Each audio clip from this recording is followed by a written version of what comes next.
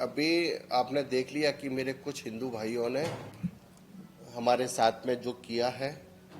अभी ये अगर हमारी सरकार अभी मोदी जी की बनी है, हमें इसमें पूर्ण आशा है नियंत्रण कानून भी लागू होगा। मैं फिर हिंदू भाइयों से कह रहा हूँ, अगर वो 4 करते हैं तो आप भी 4 करें। ये मैं मीडिया के माध्यम से कह रहा हूँ। अभी समान कानून होना चाहिए। भारत एक कानून होना चाहिए, समान कानून होना चाहिए। अगर वो भी एक पैदा करें तो हम भी एक पैदा करें, वो 2 पैदा करें तो हम भी 2 पैदा करें। सरकार इसके लिए तुरंत एक्शन लेना चाहिए और नियंत्रण कानून आना चाहिए। अगर जनसंख्या कानून नहीं आएगा तो भारत की स्थिति बहुत दयनीय हो जाएगी। आज भी आप लोग देख रहे हैं, आप देख रहे हैं ना कि हमारे भारत में लव जिहाद कितना भयंकर हो रहा है। आप देख रहे हैं ना आतंक कितना हो रहा है। कभी आपने किसी हिंदुओं को कहीं किसी पूरे विश्व में कहीं देखा है आतंक करते हुए? नहीं देखा है। हम लोग प्रेम और शांति की बात करने वाले हैं, ये लोग आतंक की बात करने वाले हैं, लव जिहाद की बात करने वाले हैं। और ये लोग और एक बात करते हैं कि इनका अगर और ज्यादा समय आएगा तो ये भारत को लूटने के लिए तैयार बैठे हुए हैं। मेरे सब सरकार को और हिंदू भाइयों को सोचना पड़ेगा। अगर आप नहीं जागे तो समझ लीजिएगा हम अपने पीछे आने वाली पीढ़ी को कुछ नहीं दे पाएंगे। यह हमारा आपका सबका कर्तव्य है। ऐसी सरकार में और इस समय में अगर हम एक नहीं हो रहे हैं तो हम लोग फिर कब क्या कर पाएंगे। इसलिए सबको एक साथ होके देखिए, मेरे युवा भाई है ना, मिश्रा जी है ना, सहंस मिश्रा है, हमारे गुल भाई हैं, ये जितने भी युवा हैं इनका आप जीवन देखिए ना, सिर्फ एक ही चीज के लिए लगा है, युवाओं को, सनातन धर्म को। उन्होंने अपना सारा काम फाम छोड़ के राष्ट्र के लिए समर्पित है। ऐसे युवाओं को आगे आना चाहिए। सरकार को ऐसे युवाओं को इस बारे में सोचना चाहिए और राष्ट्र के लिए समर्पित युवा हैं, इनके बारे में सोचना चाहिए। हम बार बार एक आवाज उठा रहे हैं कि पूरे विश्व के हिंदुओं को एक हो जाना चाहिए, है ना। और ये समय भी है। हम लोग जातिवादी में बट गए हैं और राजनीति में बट गए हैं। उसका ये परिणाम है कि हिंदू पहले कितना फैला था, अब कितना सिमट गया है। पूरा विश्व देख रहा है कि हमारे बांग्लादेश में जो हो रहा है, पूरा विश्व देख रहा है और सब शांत बैठा हुआ है। मैं सरकार से ये प्रार्थना करता हूँ और अपील करता हूँ कि पूरे विश्व के हिंदुओं की सुरक्षा सरकार का कर्तव्य, सरकार को किया जाए और भारत के सारे हिंदू अपनी ताकत को ये दिखाएं कि हम पूरे विश्व के हिंदुओं के साथ में हैं। अब ये देखिए, पूरा हमारे भारत का हिंदू जिस भी देश में जाता है वहाँ तरक्की करता है, उस देश में तरक्की करता है, उसमें सच्चा कार्य करता है। लेकिन वहाँ का व्यक्ति आके यहाँ पर आतंकवाद फैलाता है। इसके लिए पूरे विश्व को आवाज उठानी चाहिए। उनकी सुरक्षा के लिए पूरे भारत के हिंदुओं को, सरकार को जागरूक होना चाहिए। मुझे पूरी आशा है कि ये सरकार बहुत जल्दी वहाँ की हिंदुओं की सुरक्षा के लिए कोई कार्य करेगा। देखिए मोहन, हम तो बार बार कह रहे हैं जहाँ मोहन बैठ के हैं तो फिर तो बंसुरी बजनी है और सब कुछ अच्छा होना है। लेकिन मैं मुख्यमंत्री से एक बात जरूर कहूँगा, जब मैं यहाँ से निकल रहा हूँ तो मैं एक अच्छी चीज़ नहीं देख रहा हूँ। गऊओं की दशा, पूरे हाईवे पे हजारों की तादाद में गऊ बैठी हुई हैं। मैं मुख्यमंत्री साहब से, मोहन है भैया, आप कृष्ण के हैं, आपको ये सोचना चाहिए, आपका नाम कृष्ण पे है, मोहन पे है। गौ रक्षा के लिए आपको बहुत अच्छे बारे में सोचना चाहिए और इस पर कठोर निर्णय लेना चाहिए।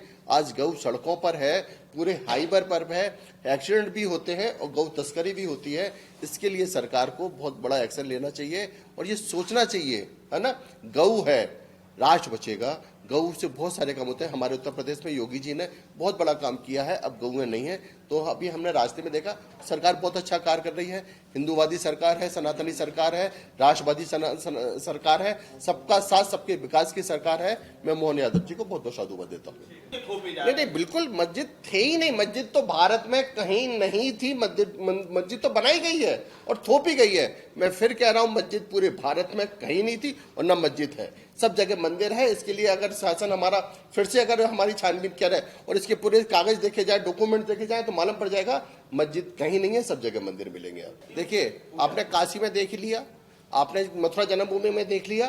पहले ये सारी चीजें मठ मंदिरों में, ये तो मस्जिदों को तब किया हुआ है। अगर हम कह रहे हैं मेरे हिंदू साथियों, अगर ऐसा है तो आप एक डेट दायर करिएगा और इसका दूध का दूध, पानी का पानी हो जाएगा। जितने भी हमारे मंदिर मठ हैं, यहाँ पर मस्जिद है, एक भी मस्जिद नहीं है। अच्छा, कभी मस्जिद के बारे में सोचा था? मस्जिद तो सारी नई बनी हुई है। हमारा सनातन धर्म रामकृष्ण की भूमि है। मैं बार बार कह रहा हूँ, देखिए, और हम लोग कहाँ से कहाँ तक सिमट रहे हैं, यही कारण है। धर्म परिवर्तन पे आप देख रहे हैं ना, धर्म परिवर्तन कितना भयंकर हो रहा है, कहाँ नहीं हो रहा है, हम लोग क्या कर पा रहे हैं, कुछ नहीं कर पा रहे हैं। लेकिन हमारी एक गलती जरूर है, वो टोपी पहन के शान करता है, हम लोग चंदन तिलक लगाने में शर्माते हैं। इसका भी एक मुख्य कारण है कि हिंदुओं को अब तिलक और चोटी लगाकर, कंठी पहनकर अपनी पहचान बनानी पड़ेगी, बताना नहीं पड़ेगा कि हम हिंदू हैं। हिंदू की पहचान तिलक, चोटी और कंठी से है, ये भारत में तो हिंदुओं को करना पड़ेगा।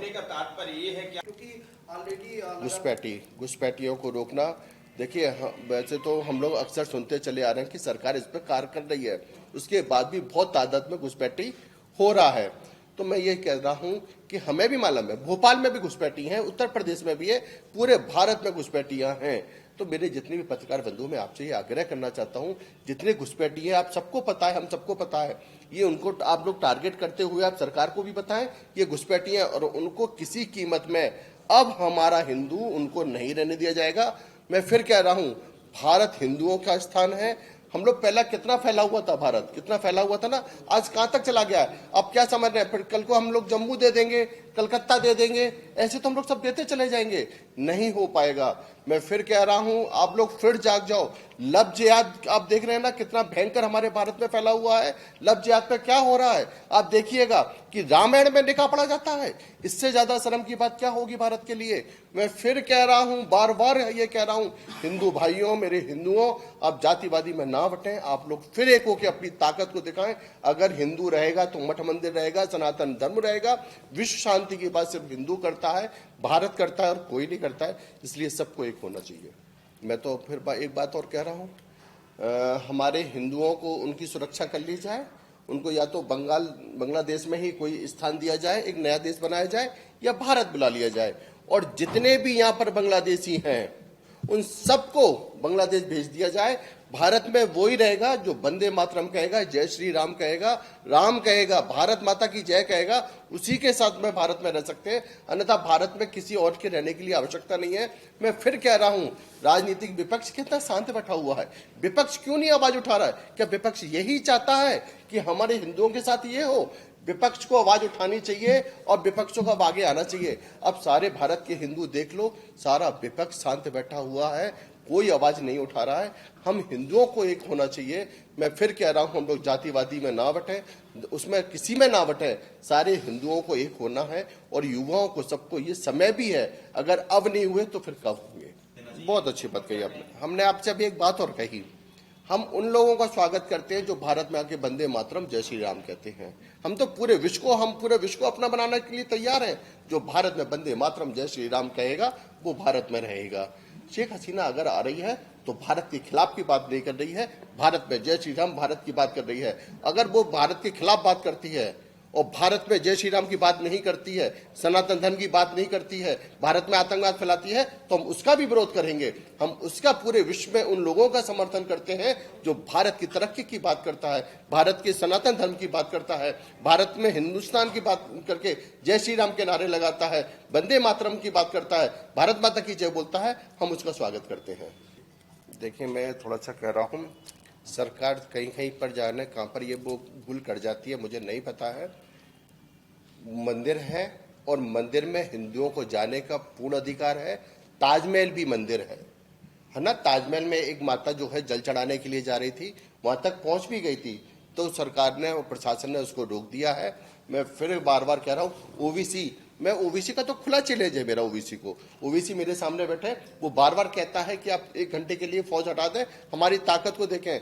हम ओबीसी कह रहे हैं कि तुम पूरी ताकत के साथ में आ जाओ, खाली नागा तुम्हारे लिए बहुत है जवाब देने के लिए, और हिंदुओं की आवश्यकता नहीं पड़ेगी। अगर साधु, हमारे एक हाथ में माला है तो एक हाथ में भाला भी है।